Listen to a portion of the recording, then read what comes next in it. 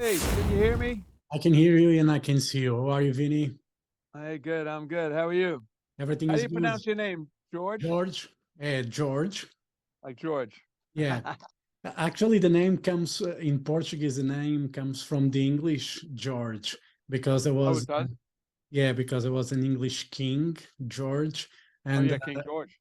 yeah, and the name so was kind of adopted Portuguese. So it's almost pronounced in the same way anyway. Oh, okay. I So is got it. everything with you? Good. Busy doing a lot of interviews for the album and among other things. So I'm good. That's a good sign when you have, a lot of interviews to do for an album. Yeah, yeah. Otherwise, you'd be home. I could be home watching TV. All right. Very good. And Jericho is the new Last in Line record. How do you feel about the album? I'm very excited, and I just got copies of it yesterday, actually, and I was really blown away. The artwork looks great, and on the vinyl you could see everything. And I got the CD here in the desk, but it's small, Nice. can't see the back so much. But the vinyl is beautiful packaging, beautiful artwork. It was with Ear Music; they did a great job putting it together. Yeah. And when did you guys start writing for Jericho?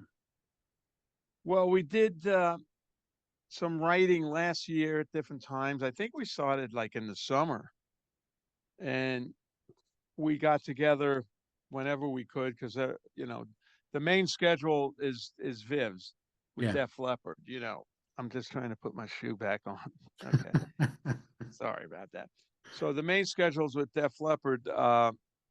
So we can't get together all the time. We have to work around um, making a schedule up that works for everybody. And we all live in different places.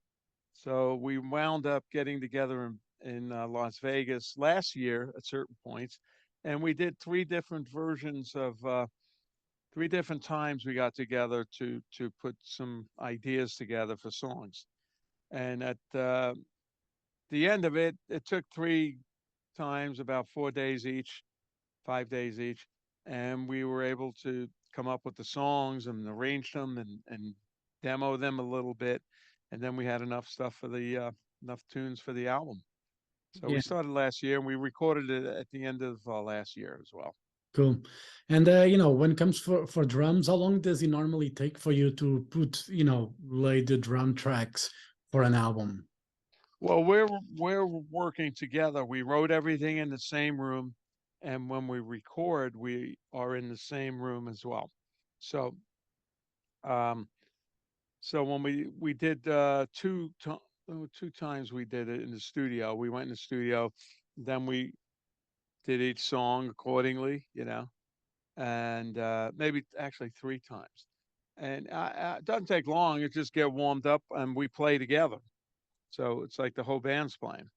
And then usually the bass is recorded at the same time and used. If there's anything wrong, we could fix it. But the drums are what we're going for. So it doesn't take long at all. Just play the song. We probably played the song about 5 or 6 times, maybe more. And sometimes the first takes are the best. Yeah. Great. Yeah. Normally, first take you capture that probably energy and feeling that Right. when you try to reproduce, it doesn't sound the same. Then you start to think about it too much and you Yeah, go thinking about it and it starts to get a little sterile, whereas the first take is wild, yeah. you know, that kind of thing. And one of the things for me when it comes last in line, and when I hear you, you are like recognizable right away. Your drumming sound, it's That's a it's good thing. it's Vinny Appice, and I, it's there are very rare cases where I can recognize a drummer. Right. Neil Peart was one of them. Yeah. John Bonham is one that it's instantly recognizable. Ian Pace from Deep Purple, it's another one. probably from the modern drummers, the guy from Mastodon is a drummer that I can recognize because he plays riffs on the drums. Yeah, yeah. He's just a crazy guy. But what created that Vinny Appice sound, so to say? I know it's an art question probably, but what do you think created your sound so recognizable? Well, it's funny because years ago when I was young and learning how to play, I kind of thought about that. Like, how do you get a sound, you know? And that's something, it doesn't come down to, well, if you practice every day this thing, if you practice these things, you'll get a sound. It doesn't work like that. The sound has to come from within almost. Eventually you play long enough where you figure out what the drums, like how I like the snare drum and the bass drum, a nice spread.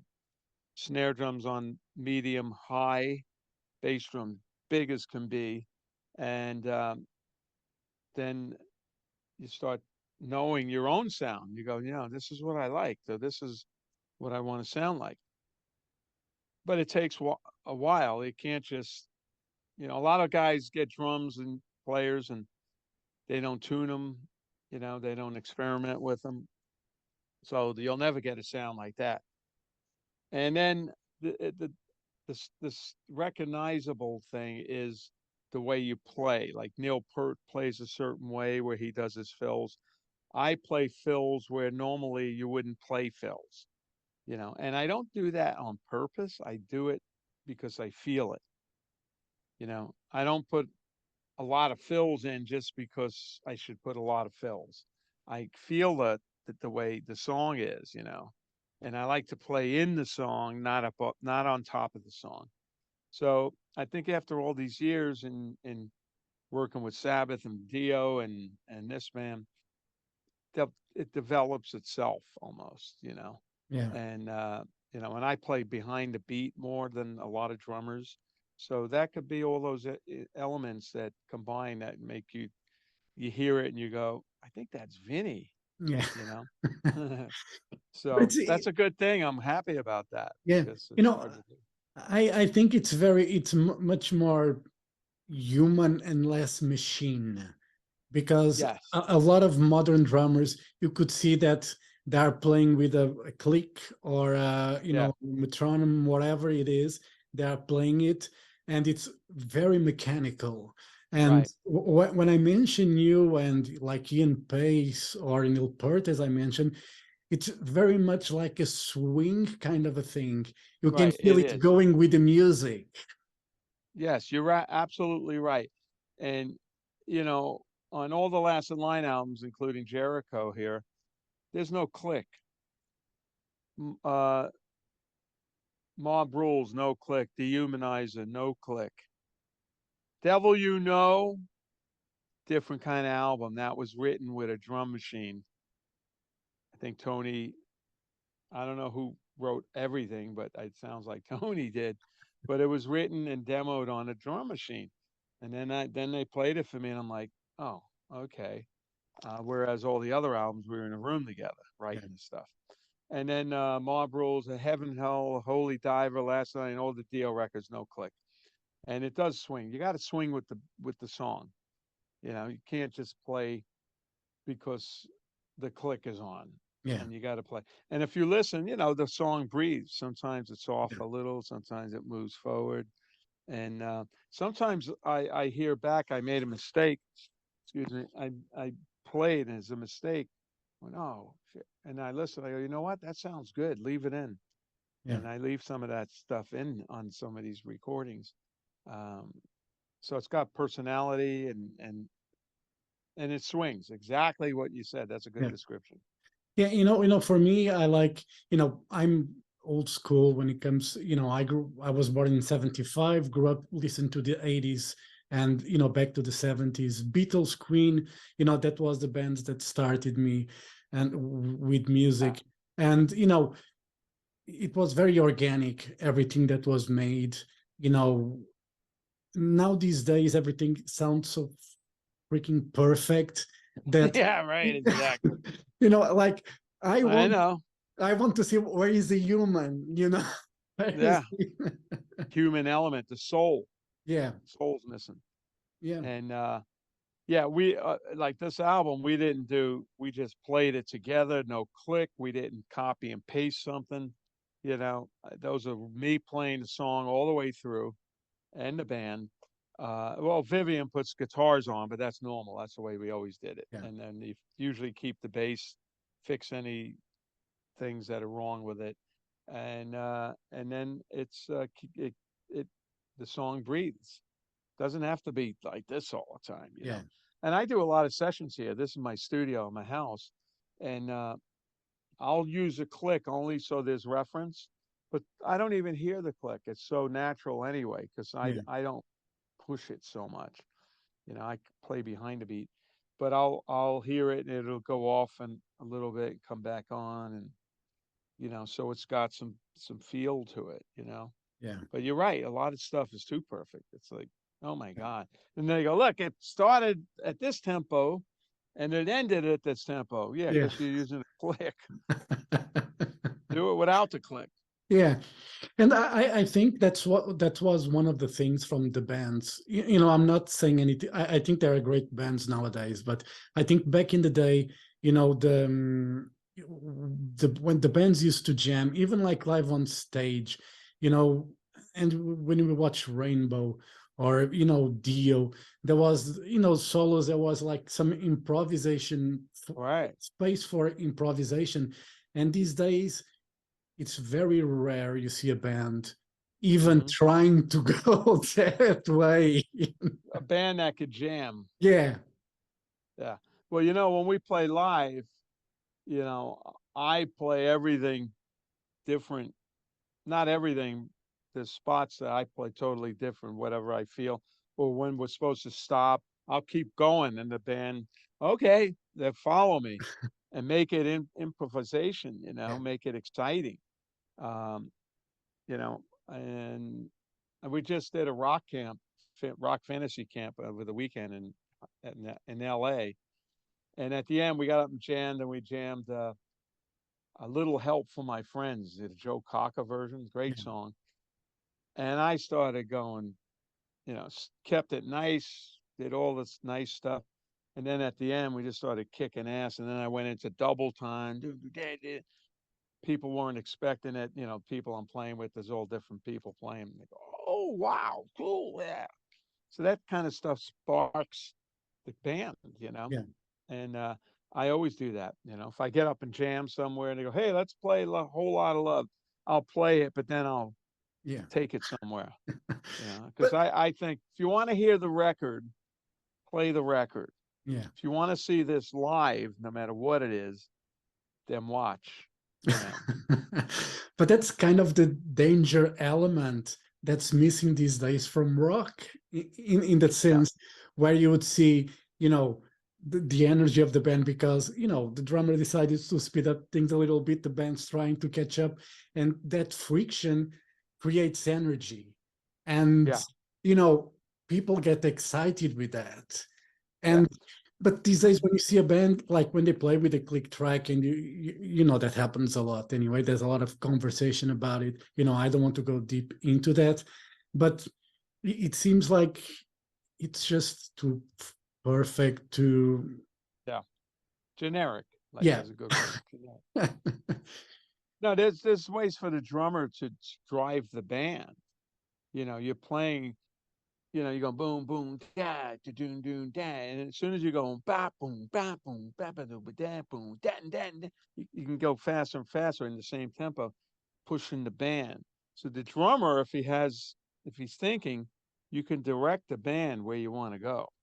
Yeah. Okay, let's start building this thing, going here and going ba, boom, ba, double time on the snare. So many different things that could happen by the drummer that pushes the band to play Yeah. like that. And So for it's not, you, as you were saying, when you're in the studio, you prefer to play with the whole band. If yeah, possible, it's the best way to get the best out of a recording. yeah, yeah. That's you got the energy of the whole band doing it. You know, when I do stuff here, I'll listen to the song. I like to get in the middle of the song, in it. So I'll listen to the song, listen to the song. Okay, I kind of know it, and then I'll record it with crazy, like I recorded like Keith Moon's playing, you know, stuff everywhere.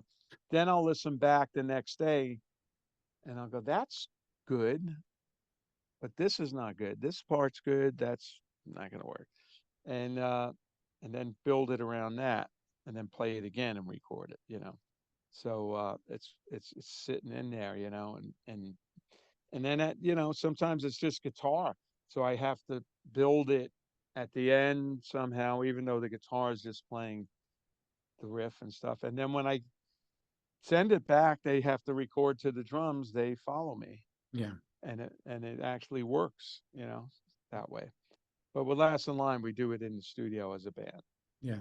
Great And energy. yeah, I think you can feel on Jericho, you can feel that, you know, that energy. I was just listening to the record, and you know, not today Satan, the opening track, it's really what I was talking about when it comes to rock and roll, the swing, the vibe, you know, it's all there.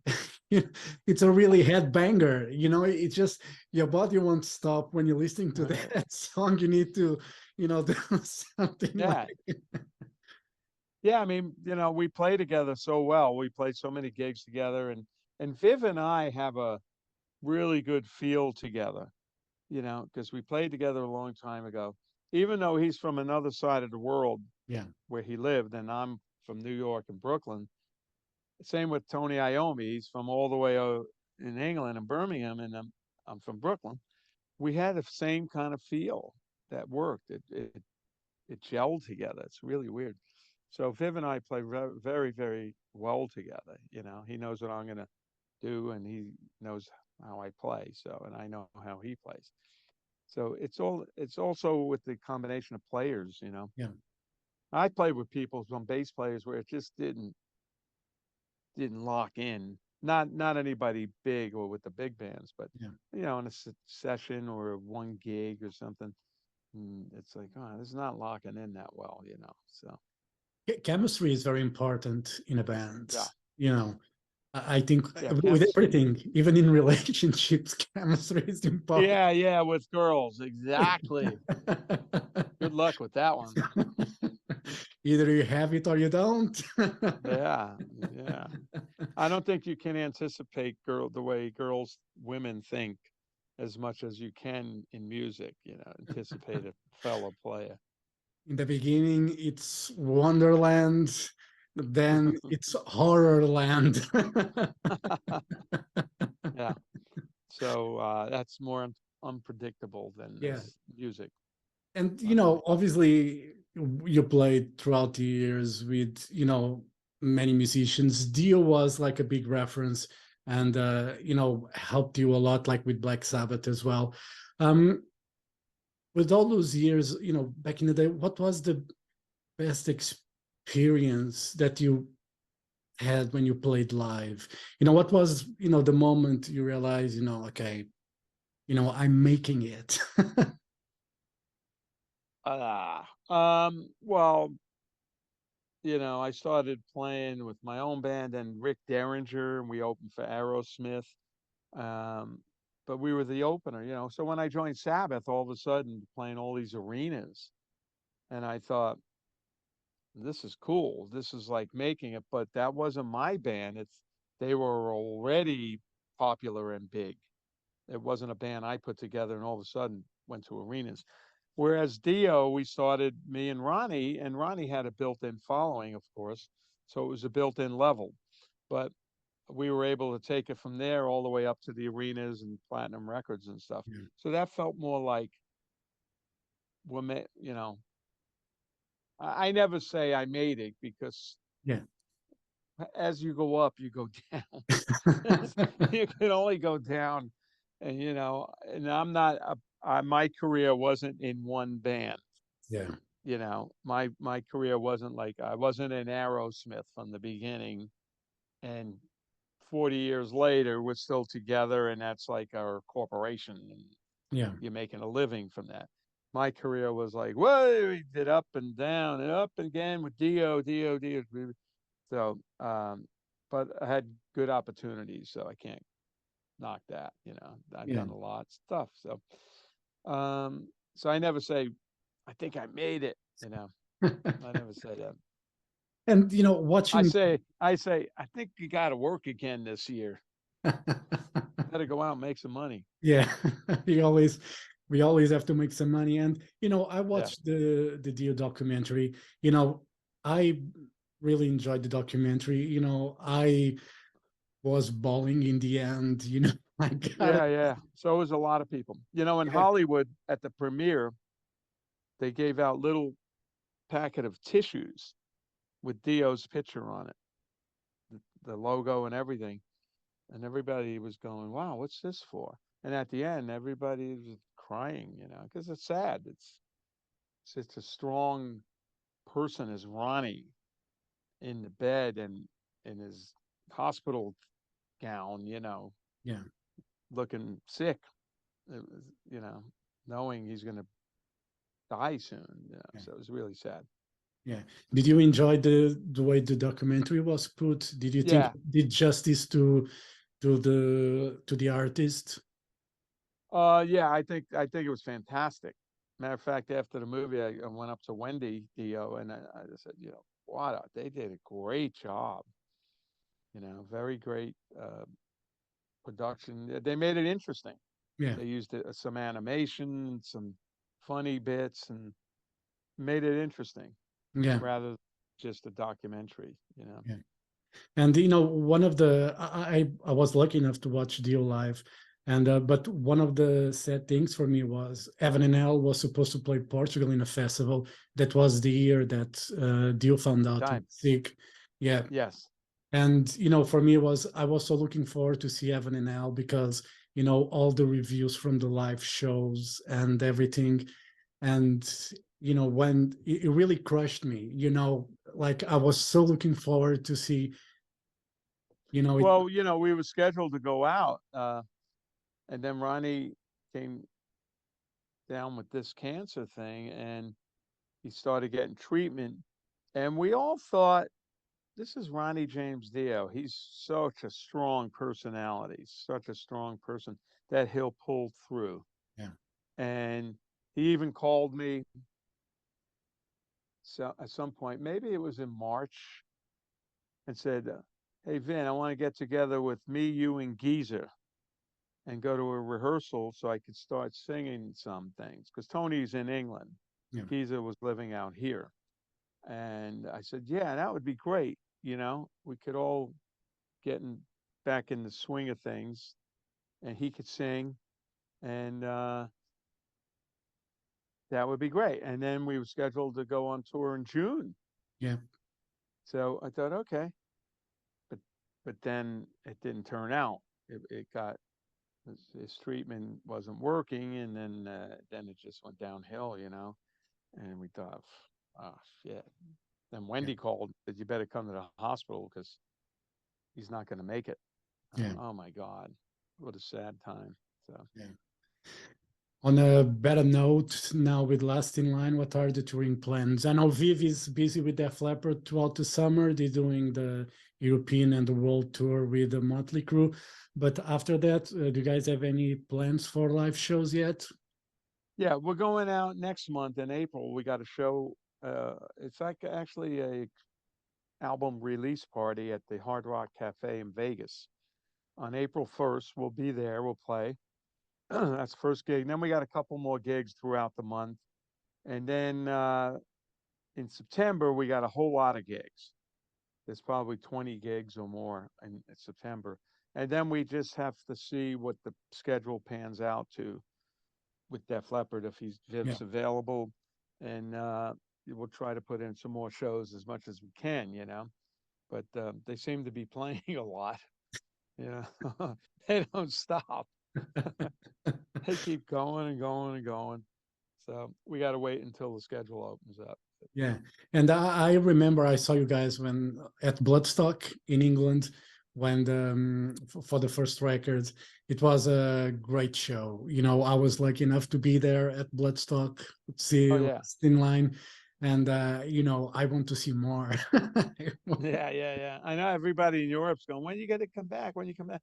We thought we would be able to come back in this summer and do some festivals. Uh, but I can't do it. So we have to figure it out, you know. Yeah. Yeah, I think it's you know, this is a great record. Jericho is a great record, and I think you guys should tour as much as possible on it because I think it deserves to be played live. You know, Yeah, it what the does. songs are, it should be played live and has to be played live. We're gonna put in like probably three new songs from the record in the live set, you know, and that's what we're rehearsing about 4 or 5 days before to go over these songs and see which one works best live and see how it fits in the set. So we're definitely adding these songs in. They're great songs, you know. We really are proud of the album and the way it came out. Yeah. And when I listen to Vivian doing this kind of work, I always wonder what is he doing in Def Leppard. Sometimes. You know, I don't want to say that to him, but you know, I just well, well, this is the different band, you know, and they got two guitar players, yeah, and he's the only guitar player here, and there's a lot of work to do. He's doing all the, as they say, heavy lifting. yeah, You know, he's got to play everything. He's got to play all the solos. He's got to play all the old solos. You know, and he's on fire.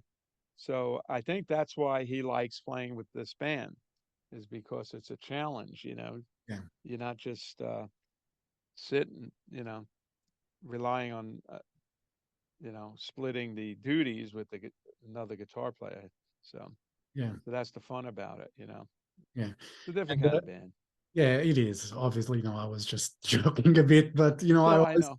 he's such a great guitar player, and this is some what people say, and if you listen, because when he did work with even like Sweet Savage and then Dio, um, you can see like how good of a guitar player he is.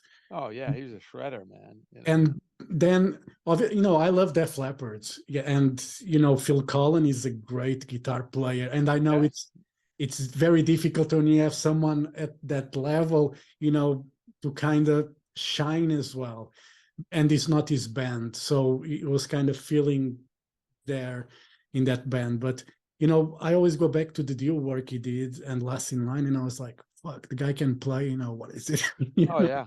On this record, have you heard the whole record? I heard the whole record, yeah. Yeah, he's burning on some of Yeah. this stuff. Like the solos are, woo, Yeah, great, it's great. like it's like from back in the day, so to say. Like it's just back to that, you know, really savage guitar playing. You know, where you really, you know, his fingers probably bleed. You know, from Well, you know, he's always practicing back when we do gigs, you know, we go and he's in the dressing room. He's practicing the solos back there. It's been like even from Don't Talk for Strangers and all the different solos and he's wailing, you know, trying making sure he's warmed up and yeah, he takes it seriously and it's good. It's good to see. yeah. So And Vinny, to wrap it up, you know, I was looking at Wikipedia, and it says that you met John Lennon at 16. yeah, yeah. What happened was the band I was playing with was a big band with four horn players, keyboard player, 9-piece band. And we were managed by the Record Plant Studios in New York City. And Jimmy Iovine was our producer, and he was working with John. And one night, they gave us a rehearsal room at the Record Plants in Manhattan. So we were there every night rehearsing, which was amazing. We didn't have to pay for a room or nothing. It was great. And one night, Jimmy needed hand claps on John Lennon's record. So he calls us, goes, can you guys come downstairs, do some hand claps? Sure, because they didn't have computers back then with hand claps. So we go down and we see John Lennon in the room, in the control room. We go, oh shit. And then when we go in, we put the headphones on. Now he's talking to me and the band. But you know, you've heard him so many times on all the records and TV, and Now he's talking to you. Holy shit. So we did hand claps, right? On whatever gets you through the night. And then we met him. He was very nice. And then we went back to our room. We were like, oh my God, you know. And then the next day I had to go to high school. I was in school. And then a couple days later, he came down, watched us rehearse, because he probably asked Jimmy, who are those guys? Oh, they rehearse upstairs. They were a good band. We were good. It was a good band. I was only 16 and a half years old, but band was good. And then he used to come watch us play. We used to play pool with him. Then he asked us to do video. We did 3 videos with him. He produced the owner of the record plant's wife as a singer. We were the band. We did 8 songs as him as a producer. Then he asked us to do a live TV show. So we did this TV show at the New York Hilton, a black tie tuxedo affair. We did it with him. We played 3 songs, Slippin' Slidin', Imagine, and Stand By Me. And a little later on, I got the magazine over there. About 5 years ago, I see this magazine. It says, this was John Lennon's last live appearance. And I went, what? I didn't know that. I played his last live appearance. Kid from Brooklyn. Holy shit. So we did that. And he even rewrote some lyrics for us. We had a song called, we were doing Jubilation. And he changed it to Incantation and changed the words a bit darker. You know, fucking amazing. So That's a great experience. yeah, it was amazing. Then I used to go to school the next day. Like, I didn't want to be there. You know, after you meet John Lennon, why the fuck you want to go to school anyway? You know, I know. It was like going from color world into black and white. Yeah. School. So I was able to stay in school long. Then I quit because my parents knew I was going to play. Brother was drumming and he was successful, so they knew there was a career in it. So I quit, and then I just kept going. You know, Yeah. I didn't, you know, do the college thing, because those are the prime years of trying to make a career out of music. Yeah. You know, 18, 19, 20, 21, you know, you're young, you want to give it a shot, you know. So when people stay in school, we had some cousins that played drums, and their parents wanted them to stay in school and get, you know, go to college, then, you know, play on the side, then go try to do it. But they blew all the years out. So they never was successful at it. So Yeah. crazy. So I got to go do one Yeah. more interview. All right. So, Vinny, all thank you right, much nice for your talking. time. It was a pleasure to talk to you, and hope to see you guys soon. All right. Yeah, hope to see you soon too. Right. Thank you very Can't much. wait. Have a great Okay. day. Thank you. Bye-bye, everybody. Bye. See ya.